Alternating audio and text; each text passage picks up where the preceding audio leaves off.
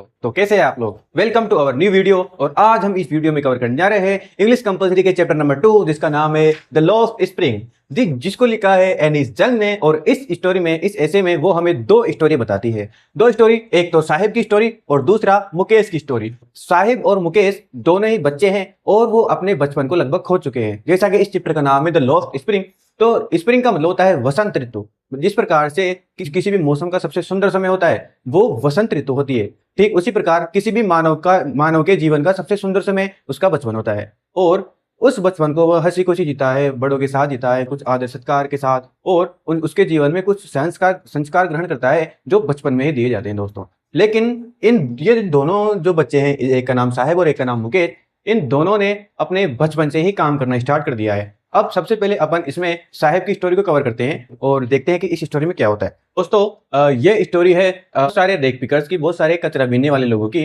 बच्चों की, जो मतलब एक तरीके से रोज सुबह सुबह मॉर्निंग में लेखिका के पड़ोस में आ जाते हैं, कचरों के ढेर उसमें कुछ ढूंढने लग जाते हैं। जब लेखिका उन्हें पूछती है कि आप इन कचरों के ढेर में क्या ढूंढ रहे हो, तो वो बताते हैं कि हमें कभी कभी कचरों के ढेर में सिक्के मिल जाते हैं, इसलिए हमारे लिए ये जो ढेर है वो एक तरीके से सोने के सिक्के हैं, खजाना है एक तरीके से उनके लिए। लेकिन फिर एक बच्चा है जिनमें से एक है जिसका नाम है साहिब।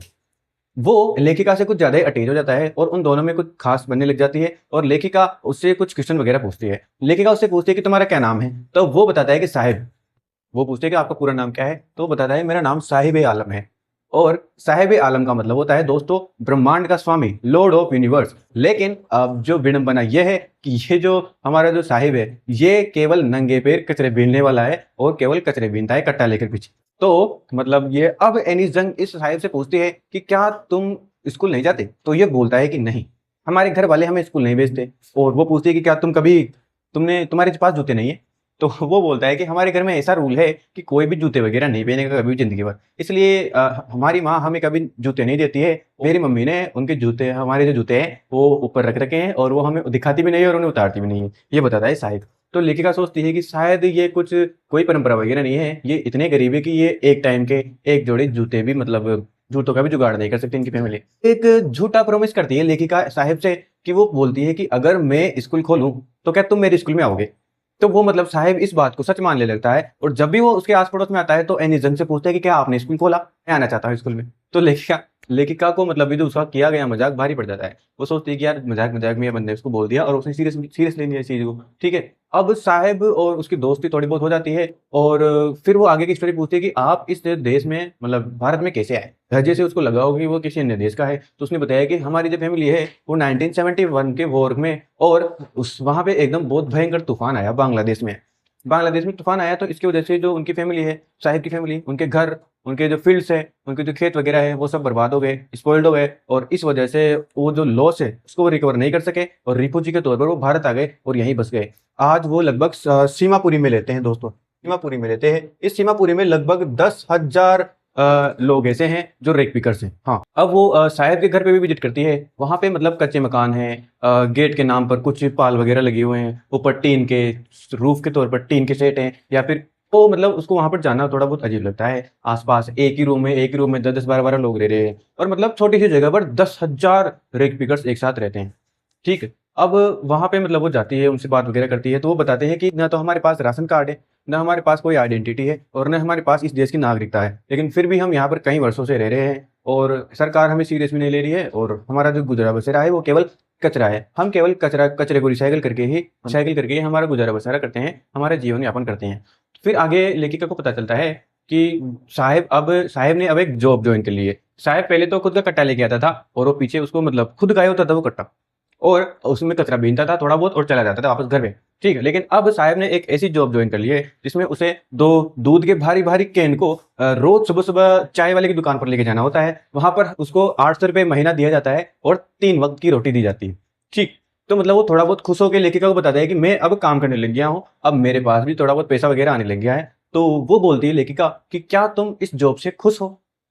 तो वो दोस्तों साहिब चुप हो जाता है और वहां से चला जाता है। लेखिका सोचती है और ये कहती है, विचार विमर्श करती है कि पहले जो साहिब आता था वो बहुत खुश था और जो अपनी जो बैग लेके आता था कचरे का वो खुद का होता था और उसका मालिक वो स्वयं खुद ही होता था।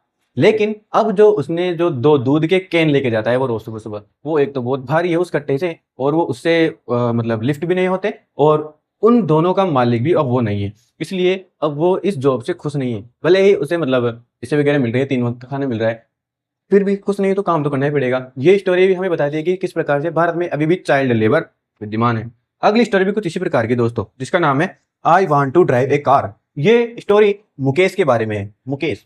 मुकेश फिरोजाबाद में रहता है। हाँ, फिरोजाबाद चूड़ियां बनाने के लिए पूरे भारत में सबसे प्रसिद्ध है। मतलब चूड़ियां भी किसकी, ग्लास की चूड़ियां, मतलब कांच की चूड़ियां बनाने के लिए फिरोजाबाद जो शहर है वो बेंगल मेकिंग के लिए सबसे फेमस शहर है। और वहां पर रहने वाला हर दूसरा व्यक्ति चूड़ियां बनाने का काम करता है। वहां पर लगभग 20,000 से अधिक बच्चे चाइल्ड लेबर के तौर पर चूड़ियां बनाते हैं। और जब वो चूड़ियां बनाते हैं तो उनके चारों ओर फैक्ट्री में अंधेरा होता है और एक मोमबत्ती की रोशनी में काम करने के कारण वो जो बच्चे हैं वो अडल्ट होने से पहले ही अपनी आई साइट खो देते हैं और वो अंधे हो जाते हैं।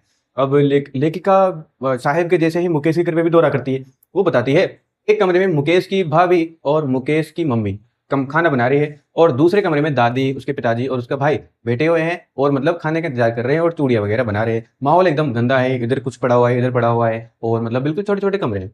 ठीक है दोस्तों, तो जब वो लेखिका मुकेश की दादी से मिलती है तो वो दादी हमें बताती है कि हमारे भाग्य को, जो हमारे भाग्य में लिखा होता है उसे कौन बदल सकता है। शायद इस संसार में अभी ऐसा व्यक्ति पैदा नहीं हुआ है जो हमें इस ये जो चूड़ियां बनाने का जंजाल है उसे निकाल सके। मतलब वो लेखिका को बताती है कि उसने अपने जीवन में कभी भी 2 वक्त की भरपेट रोटी नहीं खाई, फिर भी वो इस चूड़ियां बनाने के काम में लगे रहते हैं। उनकी जो 3 पीढ़ियों से ये परंपरा चली आ रही है चूड़ियां बनाने की। उसके दादी के हस्बैंड के जो पिताजी थे वो भी चूड़ियां बनाते थे, उनके पिताजी वो भी चूड़ियां बनाते थे, ये भी चूड़ियां बनाते हैं। मुकेश का भाई भी चूड़ियां बनाता है। मुकेश एक अलग लड़का है।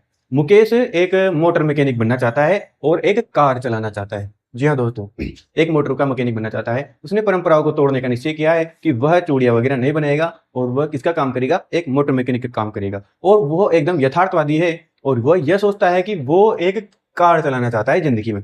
ठीक है, एक और तो मतलब लोग ये भी नहीं सोच रहे हैं कि वो मतलब गरीबी के कुचक्कर से निकलने की कोशिश भी नहीं कर रहे हैं। और अगर प्रयास भी करते हैं और एक दल वगैरह, एक समिति वगैरह बना लेते हैं तो पुलिस उन्हें मार पीट कर जेल में डाल देती है और वो जो हमारे जो बीच के जो नेता थे वो जेल में चले जाते हैं। और इस प्रकार हम इस कुचक्कर में फंसे ही हुए हैं। वहीं मुकेश है, वो इस कुचक्कर से निकलना चाहता है और वो एक मोटर मैकेनिक बनना चाहता है और एक कार चलाना चाहता है।